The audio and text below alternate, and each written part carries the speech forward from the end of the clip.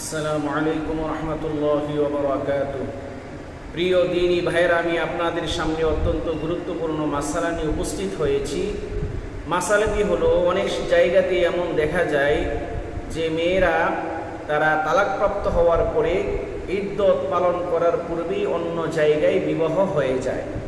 সেই ইদ্যত পালনের পূর্বে অন্য জায়গায় বিবাহ বন্ধনে আবদ্ধ হওয়া এটা জায়েজ আছে কিনা? এটার উত্তর হলো, সেই মহিলা যদি গর্ভবতী না হয়ে থাকে, কোনো মহিলা যদি স্বামীর মৃত্যুর পর 4 মাস 10 দিনের আগে অথবা গর্ভবতী হলে সন্তান প্রসব হওয়ার পূর্বে, অর্থাৎ ইদ্যত পালন না করে অন্য পুরুষের সাথে বিবাহ বসে, তাহলে তার এই বিবাহ সহিহ হবে না।